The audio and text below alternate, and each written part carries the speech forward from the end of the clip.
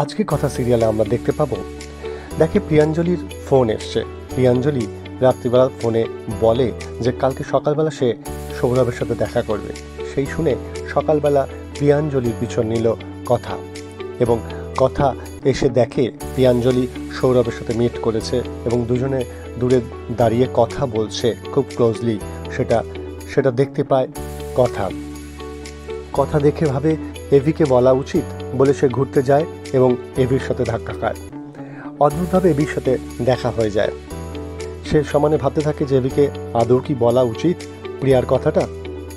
এই ভেবে এভির সাথে সে এগোতে থাকে। হঠাৎ হোঁচট খায়। এভি তাকে বাঁচায় এবং দেখে যে শীতে সে কষ্ট পাচ্ছে, তাই নিজের জ্যাকেট খুলে কথাকে পরিয়ে দেয়। দেখ সেটা আবার ম্যান্ডির চোখে ধরা পড়েছে যে সকালবেলা কথা আর এভি রাস্তায় ঘুরে বেড়াচ্ছে, কথার গায়ে এভির জ্যাকেট। ম্যান্ডি এবার ভীষণভাবে খেপে গেছে। এমন সময় ম্যান্ডির কাছে খবর আসে যে হোটেলের ম্যানেজার জানায় যে বাঘ বেরিয়েছে জঙ্গলের দিকে, যেন কেউ বাইরে না যায়।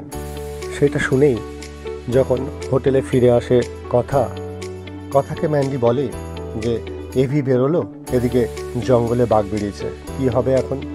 কথা ম্যান্ডির কথা বিশ্বাস করছিল না, কিন্তু ম্যান্ডি আবার ম্যানেজারকে ডেকে জানায়। তখন ম্যানেজারের কথা শুনে কথা বেরিয়ে পড়ে এভিকে খুঁজতে। এমন সময় হঠাৎ দেখা যায় খুঁজতে যখন কথা জঙ্গলে প্রবেশ করে, দেখা যায় বাঘের গর্জন এবং বাঘ বেরিয়ে আসছে। সেই সময় পিছন দিক থেকে এভি মশাল জ্বালিয়ে নিয়ে এসে কথাকে বাঁচায়। আজকের এপিসোডে আমরা এটাই দেখতে পাবো।